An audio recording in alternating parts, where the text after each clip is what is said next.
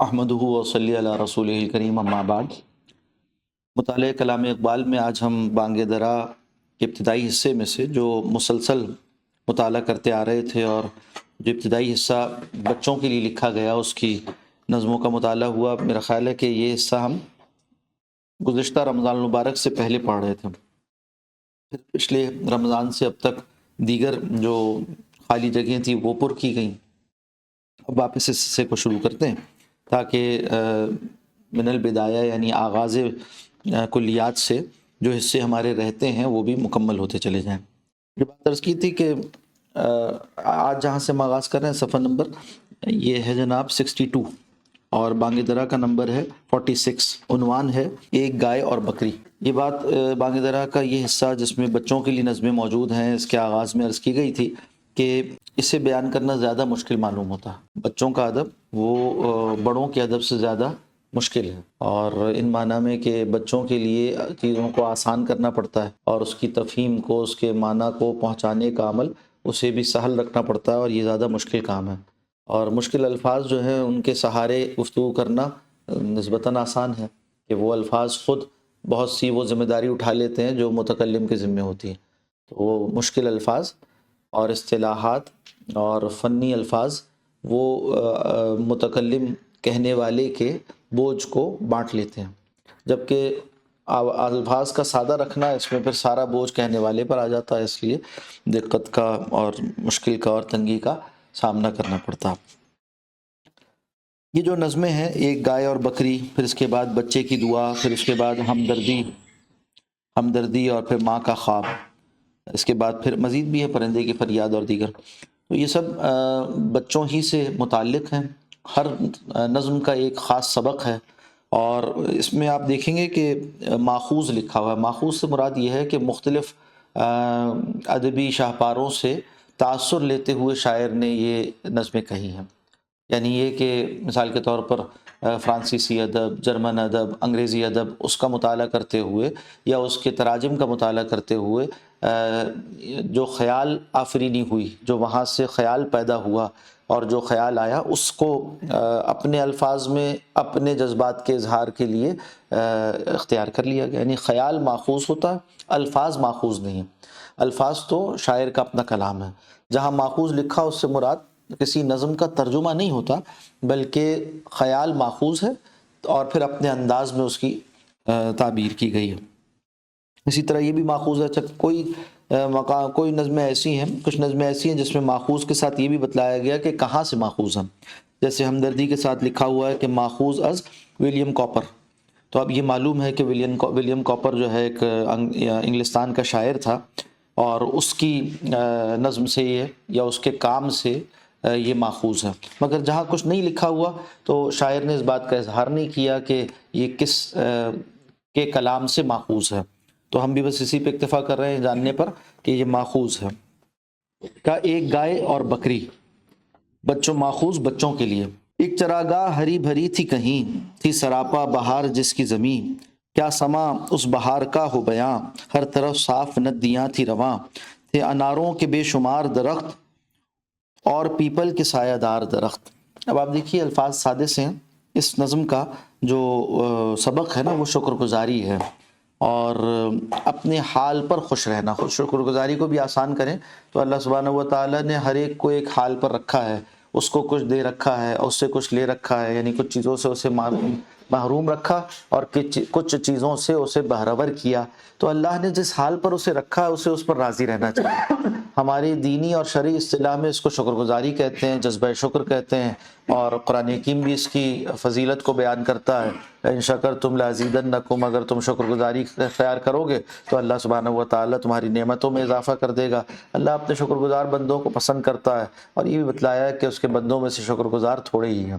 تو یہ ایک بہت ہی قیمتی جذبہ ہے، ایک بہت ہی قیمتی رویہ ہے، ایک بہت بیش بہا خزانہ ہے، جس کو ہاتھ آ جائے تو وہ ایسا غنی ہو جاتا ہے، ایسا مالدار ہو جاتا ہے کہ دنیا کے حوادث اس کا کچھ نہیں بگاڑ سکتے۔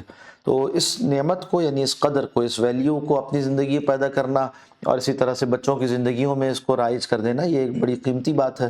اور اس کے لیے یہ پیرایا اختیار کیا گیا کہ ایک گائے اور بکری کا مکالمہ بچوں کے لیے پیش کر رہے ہیں علامہ۔ ایک چراگاہ جہاں بکریاں چرتی ہیں، گائے چرتی ہیں، یعنی کھیت جس پہ چرا جائے۔ ایک چراگاہ ہری بھری تھی کہیں، تھی سراپا بہار جس کی زمین، کیا سما اس بہار کا ہو بیاں، ہر طرف صاف ندیاں تھی رواں۔ یعنی پانی بھی وافر تھا، سبزہ بھی بہت تھا، تھے اناروں کے بے شمار درخت اور پیپل کے سایہ دار درخت، سائے کا بھی اہتمام تھا، اور ایسے پتے بھی تھے جن کو اونچائی سے چر چگ لیا جائے، اور ایسی گھاس بھی تھی جسے فرش گھاس سے چگ لیا جائے۔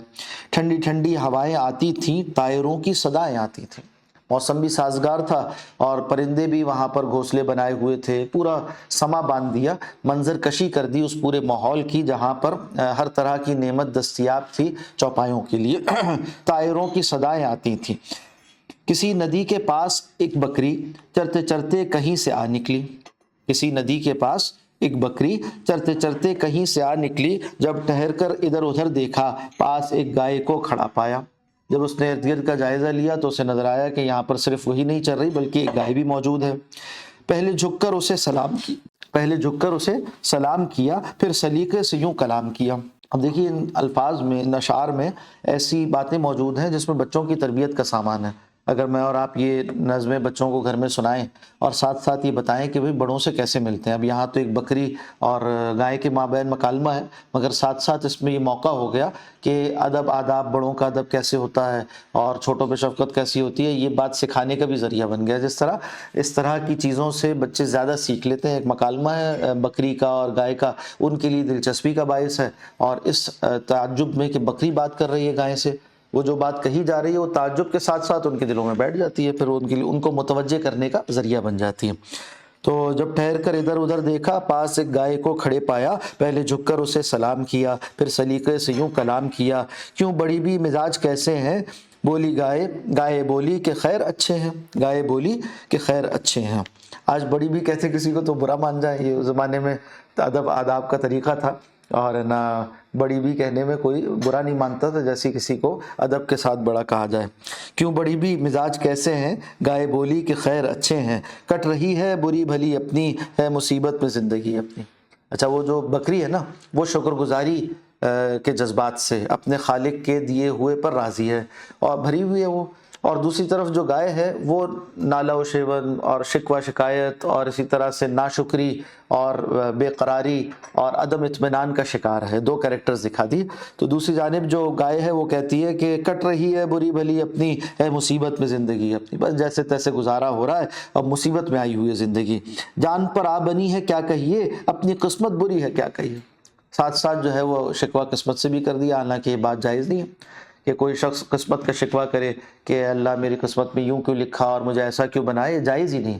اللہ سبحانہ و تعالیٰ سے سوال کرنا ہے اللہ ایسا کیوں کیا، یہ جائز نہیں ہے، اور بعض اوقات درجہ کفر کو پہنچا دیتا ہے۔ اللہ پر اعتراض کر رہا ہے آدمی، تو کہا کہ یہ کہنے لگی کہ کٹ رہی ہے بری بھلی اپنی، ہے مصیبت میں زندگی اپنی، جان پر آ بنی ہے کیا کہیے، اپنی قسمت بری ہے کیا کہیے، دیکھتی ہوں خدا کی شان کو میں، رو رہی ہوں بروں کی جان کو میں۔ بروں کی جان کو محاورہ ہے، یعنی دشمن کو کوسنا دینا، اس کے لیے کہا جاتا ہے بروں کی جان کو رونا۔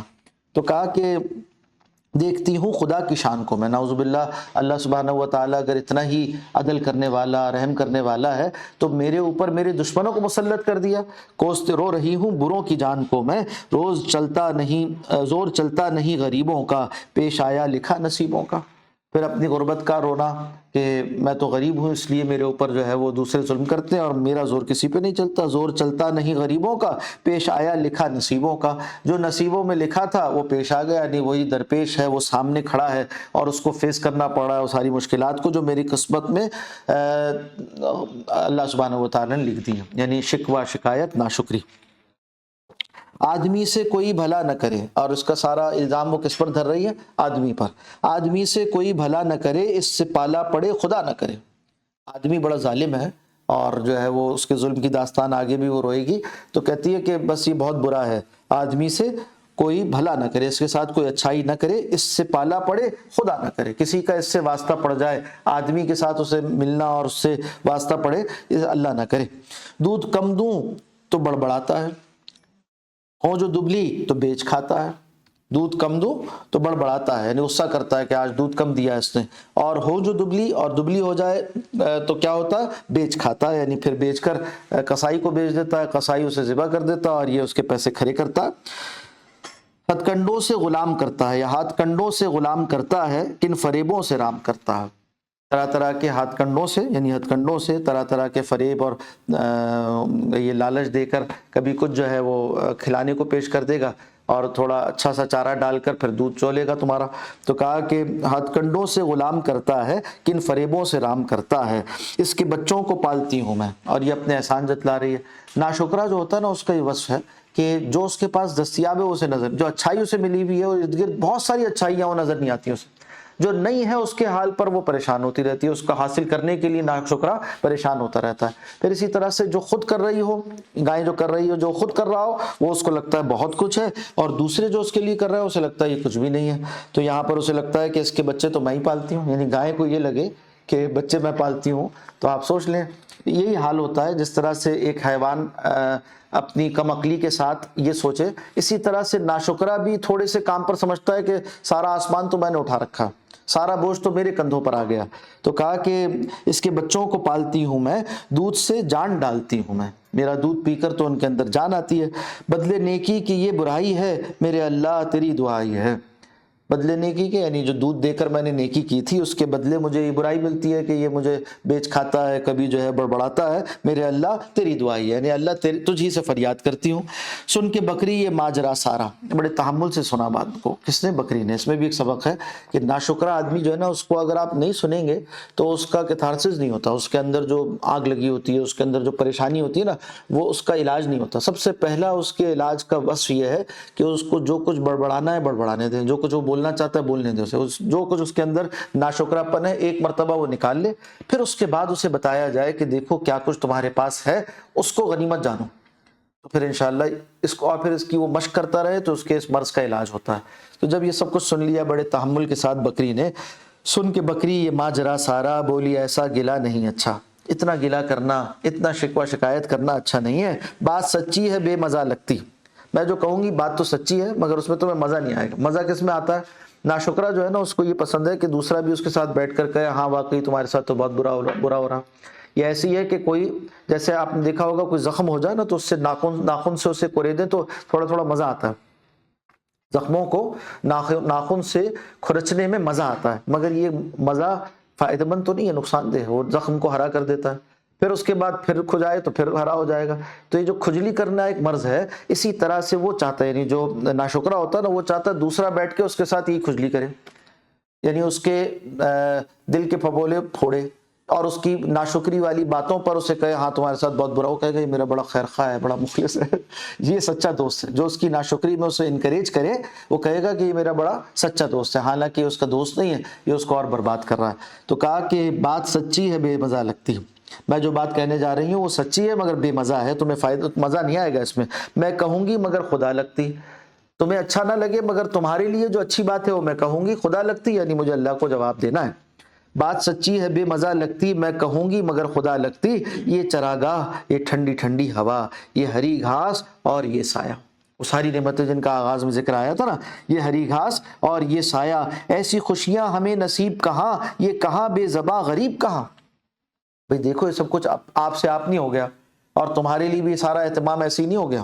اگر تم کسی جنگل میں ہوتی اور تمہیں اپنا چارہ خود ڈھونڈنا پڑتا تو وہاں کتنے خطرات ہوتے، کتنی مشکلات ہوتی، وہاں تو گھوم پھر کر یہ سب کچھ جمع کرتی اپنے لیے چارہ، اور طرح طرح کی اذیتوں میں رہتی۔ یہاں اس انسان نے، آدمی جس سے تم پریشان ہو، آدمی نے تمہارے لیے پورا ماحول سجا دیا اور ہر ضرورت کی چیز تمہیں یہاں فراہم کر دی، تمہیں تمہاری حفاظت کا سامان بھی کیا اور تمہاری کفالت کا سامان بھی کیا۔ یہ چراگاہ، یہ ٹھنڈی ٹھنڈی ہوا، یہ ہری گھاس اور یہ سایہ، ایسی خوشیاں ہمیں نصیب کہاں، یہ کہاں بے زباں غریب کہاں۔ بے زباں غریب کو سب کچھ کہاں ملتا ہے جنگل میں ہو تو۔ یہ مزے آدمی کے دم سے ہیں، بڑی بھی کو کہتی ہے کہ یہ مزے آدمی کے دم سے ہیں، لطف سارے اسی کے دم سے ہیں۔ یہ سارے مزے جو تمہیں کھرلی میں چارہ ملتا ہے، یہ جو تمہیں شیر کے حملے سے، بھیڑیے کے حملے سے بچانے کے لیے تمہاری کھولی بنا رکھی ہے، یہ سب کچھ کس لیے ہے، کس طرح ہوا؟ یہ آدمی نے تمہارے لیے اہتمام کیا ہے، وقت پر تمہاری چوائی کرتا ہے، وقت پر تمہیں کھانا ڈالتا ہے، اور موسم کے سرد و گرم سے تمہیں بچاتا ہے، یہ سب آدمی کے قدم سے ہے۔ یہ کہاں بے زباں غریب کہاں، یہ مزے آدمی کے دم سے ہیں، لطف سارے اسی کے دم سے ہیں، اس کے دم سے ہے اپنی آبادی، قید ہم کو بھلی کے آزادی۔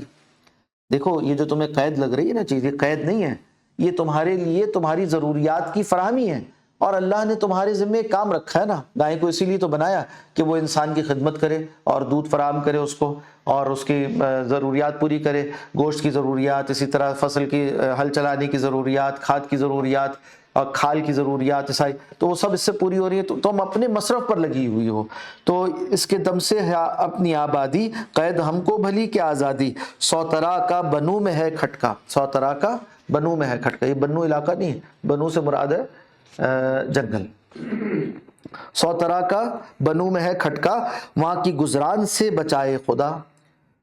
جنگل میں تو بڑا مشکل ہوتا ہے گزران کرنا، یعنی زندگی گزارنا، طرح طرح کے خطرات ہوتے ہیں، کبھی بھیڑیا آ کر کھا جاتا ہے، کبھی سانپ ڈس لیتا ہے، کبھی جو ہے وہ سردی میں رہنا پڑتا ہے، کبھی جو ہے وہ بھٹک جاتے ہیں، کبھی کسی گڑھے میں گر جاتے ہیں، اور اسی طرح سے تکا موسم کے فرق کو جھیلنا پڑتا ہے۔ سو طرح کا بنو میں ہے کھٹکا، وہاں کی گزران سے بچائے خدا، ہم پہ احسان ہے بڑا اس کا، ہم کو زیبا نہیں گلا اس کا۔ اس آدمی کا ہم پر بڑا احسان ہے، ہم کو زیب نہیں دیتا، ہمارے شایان شان نہیں، ہمارے لائق نہیں کہ ہم اس کا گلا کریں۔ قدر آرام کی اگر سمجھو آدمی کا کبھی گلا نہ کرو، اگر تمہیں یہاں جو آرام حاصل ہے اس پر غور و فکر کرو تو تم کبھی گلا نہ کرو آدمی کا کہ آدمی نے تمہیں مشکل میں ڈال رکھا، نہیں، کہا کہ اس کے دم سے ہے اپنی آبادی، قید ہم کو بھلی کی آزادی، سو طرح کا بنو میں ہے کھٹکا، وہاں کی گزران سے بچائے خدا، ہم پہ احسان ہے بڑا اس کا، ہم کو زیبا نہیں گلا اس کا۔ قدر آرام کی اگر سمجھو آدمی کا کبھی گلا نہ کرو، یعنی اگر یہ معلوم ہو جائے کہ کس آرام میں رکھا ہوا ہے، یعنی مشکلات جنگل کی اس کے بالمقابل، تو تمہیں پھر کبھی گلا شکوہ تمہاری زبان پر نہ آئے اس بات کا آدمی کا۔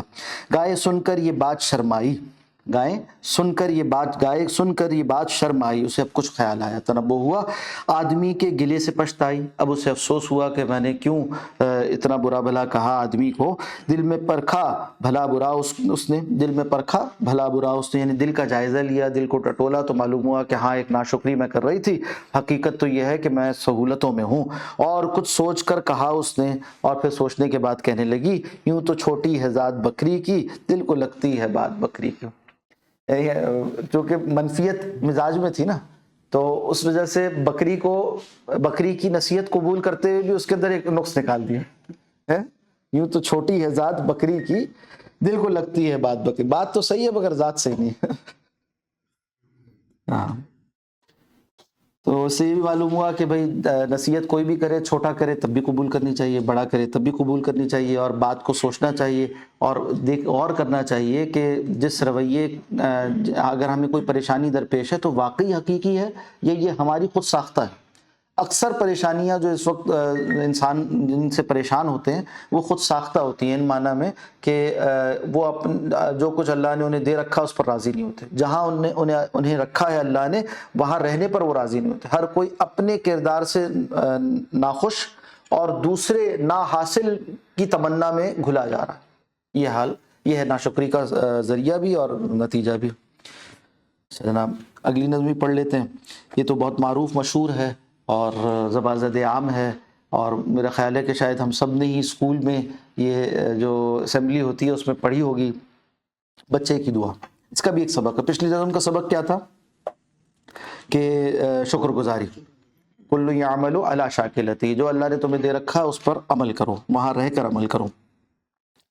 اچھا، بچے کی دعا، اس کا جو سبق ہے نا وہ ایک تو علم سے محبت ہے، علم سے محبت تذکرہ درمیان میں آیا، اور پھر اس کے بعد ایک بہت بڑی بات وہ ہے نیک بننا، اس کا تذکرہ ہے اس میں۔ اب دیکھیے اگر یہ ہم شعور سے پڑھیں آج بڑے ہو کر تو پتہ چلتا ہے کہ اگر یہ الفاظ ہماری لاشعور میں تحت شعور میں بچپن میں جاگزی ہوئے ہیں تو بڑے کارآمد ہیں، اور کرنے چاہیے. یعنی ہم بچوں کو گھر میں ہی پڑھائیں اور اسکولوں میں بھی اس سے اچھا اور کیا ترانہ ہوگا جو پڑھایا جائے انہیں. تو کہا کہ لب پہ آتی ہے دعا بن کے تمنا میری. بچوں کے لیے لکھی اقبال نے, لب پہ آتی ہے دعا بن کے تمنا میری, زندگی شمع کی صورت ہو خدایا میری. کتنی خوبصورت بات ہے کہ میرے دل میں ایک تمنا ہے اور میری زبان پر وہ آتی ہے دعا کی صورت میں. اور کیا دعا ہے؟ زندگی شمع کی صورت ہو خدایا میری. اے اللہ میری زندگی کو شمع کی مانند کر دے, چمکتا دمکتا کر دے. شمع میں بہت سی باتیں آپ دیکھیے, خود بھی روشن ہے, اوروں کو بھی روشنی پہنچاتی ہے, خود غرضی نہیں ہے اس میں, ماحول کو بھی مستفید کرتی ہے, ارد گرد کو روشن کر دیتی ہے, اور اسے یہ گلا نہیں ہوتا کہ اندھیرا کتنا ہے. شمع جلتے ہوئے یہ نہیں پوچھتی کہ میرے جلنے سے کیا ہوگا, اور اتنا اندھیرا, رات کی جو تاریکیاں ہیں وہ میں تو دور نہیں کر سکتی. رات کی تاریکی دور کرنے کے لیے تو سورج چاہیے, مگر وہ یہ پوچھے بغیر اپنے حصے کا کام کرتی ہے, جل جاتی ہے, اور رات بھر جب تک سورج نہیں نکلتا اس وقت تک وہ اپنا فریضہ نبھاتی رہتی ہے, نبھاتی رہتی ہے, نبھاتی رہتی ہے. یہ ہے اس کا کردار. تو ایک زبردست انسان کے لیے اس میں سبق ہے کہ اندھیرے ماحول میں اور ناموافق حالات میں جو وہ کر سکتا ہے کرتا رہے. زندگی شمع کی صورت ہو خدایا میری, دور دنیا کا میرے دم سے اندھیرا کر دے. سوچے بڑا سوچنا چاہیے. ہر جگہ میرے چمکنے سے اجالا ہو جائے. بڑا سوچنے کا مطلب یہ نہیں ہے کہ بڑا جب تک نہ کر سکے تب تک کچھ نہ کرے. سوچے بڑا مگر چلے پاؤں. تو ہر جگہ میرے چمکنے سے اجالا ہو جائے, ہو میرے دم سے یوں ہی میرے وطن کی زینت. اپنے لیے جینا تو ہر ایک کو آتا ہے, اپنی ذات سے بلند تر ہو کر دوسروں کے لیے جینا, اپنے وطن کے لیے, اپنی ملت کے لیے, اپنی امت کے لیے, انسانیت کے لیے, سارے جذبات, یہ جو بڑے تر بلند تر جذبات ہیں ان سے ہم آہنگ ہونا. ہو میرے دم سے یوں ہی میرے وطن کی زینت, جس طرح پھول سے ہوتی ہے چمن کی زینت. جس طرح پھول سے ہوتی ہے چمن کی زینت. ایسا نہیں ہے کہ ایک چھوٹا سا پھول وہ باغ کہلائے, مگر بہت سے چھوٹے سے پھول, چھوٹے پھول مل کر ہی باغ بناتے ہیں. اور ایک پھول کی خوشبو ناکافی ہے ہر طرح کے تعفن کو دور کر دینے کے لیے, مگر ہر پھول یہ سوچنے لگ جائے تو تعفن دور نہیں ہو سکتا. مگر بہت سے پھول جب اپنے اپنے حصے کی خوشبو عام کرتے ہیں تو پھر چمن مہک اٹھتا ہے. جس طرح پھول سے ہوتی ہے چمن کی زینت, زندگی ہو میری پروانے کی صورت یا رب. زندگی ہو میری پروانے کی صورت یا رب, علم کی شمع سے ہو مجھ کو محبت یا رب. علم کی شمع سے ہو مجھ کو محبت یا رب. یہ ہے جو کہ بچوں کو بچپن سے کسی شے کی اگر محبت دینی ہے تو وہ علم کی محبت ہے, وہ اللہ اور اس کے رسول کی محبت ہے. علم ان سب چیزوں کا وسیلہ بنتا ہے. علم وہ معیار فراہم کرتا ہے کہ کس کی محبت مفید ہے, کس کی محبت منفی ہے. اور اگر اس کی علم کی محبت ہم نے نہ ڈالی لوگوں کے اندر تو پھر اس خالی گھر کو دیو گھیر لیتا ہے آ کر, اور وہاں پھر اشیاء کی محبت اور باطل کی محبت اور چیزوں کی محبت اور دنیا کی محبت اور مال کی محبت وہ آ جاتی ہے. جب یہ گندگی آ جائے تو پھر صاف کرنا بڑا مشکل ہوتا ہے. اس لیے علم کی محبت سے جن سینوں کو ہم بھر سکیں انشاءاللہ العزیز, ان کے پاس وہ معیار آ جائے گا کہ کون سی محبتیں مفید ہیں اور کون سی مضر ہیں. علم کی شمع سے ہو مجھ کو محبت یا رب, ہو میرا کام غریبوں کی حمایت کرنا, درد مندوں سے ضعیفوں سے محبت کرنا. دیکھیے بہت آسان باتیں ہیں مگر یہ دین کی بنیادیں ہیں. یہ ساری باتیں یعنی انسان کے اندر بے غرضی کا ہونا اور علم سے محبت کا ہونا اور ابنائے نو کی ہمدردی اور خدمت خلق کا جذبہ ہونا, یہ ساری باتیں دین کی بنیادیں ہیں. جس کا خاکہ ان چیزوں سے بنتا ہے, ان اوصاف سے بنتا ہے, دین اسی کے اندر آتا ہے. دین انہی بنیادوں پر اپنی تعمیر استوار کرتا ہے. میرے اللہ برائی سے بچانا مجھ کو, نیک جو راہ ہو اس راہ پہ چلانا مجھ کو. اب یہ ہے نیکی کا لفظ استعمال کرنا. اس ماحول میں بھی جا کر دیکھیں جب اقبال یہ باتیں کر رہے ہیں تو بڑی عجیب سی بات ہے. نیکی کا مطلب ہے دینداری. نیکی, ہر اچھا کام نیکی نہیں ہوتا. نیکی وہ شے کہلاتی ہے جس کا اجر اللہ سے آخرت میں چاہتا ہے انسان. اور ہم اور آپ اگر اپنی تمناؤں اور آرزوؤں کا اظہار کریں نا, ہمارے نظام تعلیم کا سسٹم میں یہ سلسلہ چلتا ہے نا کہ بھئی کیا بڑے ہو کے کیا بنو گے, تو طرح طرح کی باتیں کرتا ہے. حالانکہ ان میں سے کوئی چیز بننے کی نہیں ہے, وہ تو مختلف کردار ہیں جو اس نے ادا کرنے ہی ہیں. جو اس نے بننا ہے وہ ایک ہی ہے, وہ نیک بننا ہے بس. بچے سے آپ پوچھیں نا کیا بنو گے, تو ڈاکٹر بنوں گا, انجینئر بنوں گا. اچھا ڈاکٹر کا ایک زمانہ ہوگا بھائی, وہ ڈاکٹری جب پڑھے گا ڈاکٹر بن جائے گا. اس سے پہلے وہ ڈاکٹر نہیں ہوگا, پھر وہ ڈاکٹری کو پریکٹس کرے گا تو ایک زمانہ ہوگا, پھر ایک وقت آئے گا وہ نہیں کر سکے گا, تو پھر کیا ہوگا. تو بننا تو یہ نہیں ہے. یعنی آپ کا ایک ہوتی ہے آپ کی اسٹیٹ اور ایک ہوتی ہے آپ کی ڈیوٹی. آپ کے اسٹیٹ میں ہے یہ متعین کرنا زیادہ ضروری ہے بنسبت اس کے کہ آپ کی ڈیوٹیز کیا ہوں گی. مختلف کردار ہیں جو ادا کرنے انسان نے زندگی گزارنے کے لیے. کوئی ڈاکٹر ہوگا, کوئی انجینئر ہوگا, کوئی عالم ہوگا, کوئی استاد ہوگا, کوئی کچھ ہوگا, ہوا کرے. مگر جو اسٹیٹ ہونی چاہیے, یعنی ان کی اسٹیٹ آف بینگ وہ ایک ہونی چاہیے, اور وہ ہے نیک بننا. یہ تو سب کے لیے مشترک ہے اور زندگی کے ہر مرحلے پر ہے, اور بچپن سے ضروری ہے کہ اس کا بیج بو دیا جائے. تو کہا میرے اللہ برائی سے بچانا مجھ کو, نیک جو راہ ہو اس راہ پہ چلانا مجھ کو. ایک نظم اور پڑھ لیتے ہیں. ہمدردی ماخوذ از ولیم کاپر انگلستان کے ایک شاعر تھے, اور 1731 میں پیدا ہوئے اور 1800 میں ان کی وفات ہوئی ہے. اور ان سے ماخوذ ہے نظم بچوں کے لیے جو اقبال نے سبق ہمدردی کا اور خدمت خلق کا یہاں سے لیا ہے. کہتے ہیں کہ ٹہنی پہ کسی شجر کی تنہا بلبل تھا کوئی اداس بیٹھا, ٹہنی پہ کسی شجر کی تنہا بلبل تھا کوئی اداس بیٹھا, کہتا تھا کہ رات سر پہ آئی اڑنے چگنے میں دن گزارا.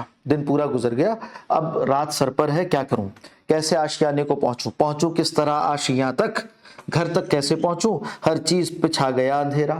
اب اس کو رات کو اندھیرے میں نظر نہیں آ رہا بلبل کو اس طرح جس طرح سے اسے گھر پہنچنے کے لیے روشنی درکار تھی. سن کر بلبل کی آہوزاری جگنو کوئی پاس ہی سے بولا, حاضر ہوں مدد کو جانو دل سے, کیڑا ہوں اگرچہ میں ذرا سا. جگنو آپ جانتے ہیں کیسے پرندے کا نام ہے, کیسے یعنی اڑنے والے کیڑے کا نام ہے کہ جس کے جو رات میں گلو کرتا ہے, روشن ہو جاتا ہے, اس سے کچھ نہ کچھ روشنی پیدا ہو جاتی ہے, اور اندھیری رات میں جگنو کی روشنی بڑی کارآمد ہوتی. پچھلے دنوں ہم لوگوں کا جانا ہوا ایک پہاڑی علاقے میں, اور وہاں پہ نا وہ ایک ڈیزاسٹر مینجمنٹ ٹریننگ کیمپ منعقد کیا تھا. تو ساتھیوں نے کچھ جگنو پکڑ کے نا ایسی پلاسٹک کی بوٹل کے اندر ڈال لیے, تو ایک چھوٹے ٹارچ کی سی روشنی آ رہی تھی, یعنی اس کے روشن ہونے سے جتنی موبائل میں لائٹ نہیں جلتی کونے, ایسی روشنی تو اس میں آرام سے تھی. تو اللہ نے ایسا نظام بنایا, دیکھیے جناب. تو جگنو سن کر بلبل کی آہوزاری جگنو کوئی پاس ہی سے بولا, حاضر ہوں مدد کو جانو دل سے, کیڑا ہوں اگرچہ میں ذرا سا, کیا غم ہے جو رات ہے اندھیری, میں راہ میں روشنی کروں گا, اللہ نے دی ہے مجھ کو مشعل, چمکا کے مجھے دیا بنایا. یعنی آپ دیکھیں اس میں بھی سبق ہے کہ ایک تو یہ کہ ہمدردی کرنی ہے اپنا کی نا اپنے ساتھ والوں کے ساتھ, جو آپ ہمدردی کر سکتے ہیں کریں. ہمدردی ایک دل کے جذبے کا نام ہے. ہمدردی صرف دل میں نہ رہ جائے یہ بس ہاں بھائی بیچارہ بڑا مجبور ہے, بڑا افسوس ہوا, نہیں. اس سے آگے بڑھ کر آپ کر کیا سکتے ہیں, اچھا کرنے میں اگر آپ کے پاس بہت تھوڑا سا ہی کرنے کو کچھ ہے نا تو وہ بھی کریں. جگنوں کے پاس کتنی روشنی ہے, وہ راہ میں روشنی کرے گا سے مراد کیا ہے, بہت تھوڑی سی روشنی کر سکتا ہے, مگر جو اس کے پاس تھا اس نے کہا میں تو لگانے کو تیار ہوں, میں دینے کو تیار ہوں, میں یہ اس سے سرو کرنے کو تیار ہوں. یہ ہے وہ جذبہ ہمدردی کا. کیا غم ہے جو رات ہے اندھیری, میں راہ میں روشنی کروں گا, اللہ نے دی ہے مجھ کو مشعل, چمکا کے مجھے دیا بنایا, ہیں لوگ وہی جہاں میں اچھے, آتے ہیں جو کام دوسروں کے. اب اگر یہ شعر بچوں کو یاد ہو جائے تو ان کی زندگی پر اس کا اثر ہوگا. بچپن میں اگر یاد کروا دیں نا ہم یہ شعر, تو بچوں کی زندگی پر اس کا اثر ہوگا. خدمت خلق اور اسی طرح سے نبی اکرم صلی اللہ علیہ وسلم کی امت کی خدمت کرنا, یہ ان کے جسم و جاں کا حصہ بن جائے گا, ان کی فکر اور خیال کا حصہ بن جائے گا, اور پوری زندگی ان کے لیے انشاءاللہ نیکیوں کی راہ ہموار کرے گا. اقبال نے خدمت خلق سے متعلق کچھ اشعار اپنے فارسی کلام میں کہے, وہ سنا کر بات مکمل کرتا ہوں. کہتے زندگانی چیست کانے گوہرست, زندگی کیا ہے, یہ تو ایک کان ہے جس میں گوہر طرح طرح کے نایاب پتھر ملتے ہیں. تو امین صاحب او دیگرست, تم اس کے امین ہو یعنی امانت دار ہو, تمہارے پاس یہ امانت ہے زندگی, اور اس کا صاحب یعنی مالک کوئی اور ہے, یعنی اللہ سبحانہ و تعالی. زندگانی چیز کانے گوہرست, تو امین صاحب او دیگرست, تب روشن مرد حق را آبروست. اور طب روشن یعنی ایک روشن فکر والا ہونا, سمجھدار ہونا, یہ مرد حق کے لیے, حق کے حامل فرد کے لیے آبرو ہے, اس کی عزت و آبرو اسی میں ہے. خدمت خلق خدا مقصود اوست, اور خلق خدا کی خدمت کرنا یہ اس کا مقصد ہے. خدمت رسم و رہے پیغمبریست, اور یہ خدمت خلق خدا کیا ہے, یہ راہ و رسم ہے, طریقہ ہے پیغمبر محمد صلی اللہ علیہ وسلم کا, نبی اکرم صلی اللہ علیہ وسلم کا یہ طریقہ ہے. خدمت رسم و رہے پیغمبریست, مزد خدمت خواستن سوداگریست, اور خدمت کی مزدوری مانگنا یہ سوداگری ہے, یہ تو بے لوث ہونی چاہیے. خدمت کی مزدوری نہیں, مزدوری تو اللہ سے لینی چاہیے خدمت خلق کی. اللہ کے بندوں کا کام اگر آپ کر رہے ہیں تو اللہ ہی سے اس کی مزدوری حاصل کریں. لوگوں سے اس کی مزدوری مانگنا یہ تو سودا گری ہے. تو سودا گری اور خدمت خلق میں زمین و آسمان کا فرق ہے. اللہ سبحانہ و تعالی ہمیں ان اسباق کو ازبر کر کر یاد رکھ کر اس پر عمل کرنے والا اور اپنے بچوں کو بھی اس کا حامل بنانے والا بنائے. جزاکم اللہ خیرا.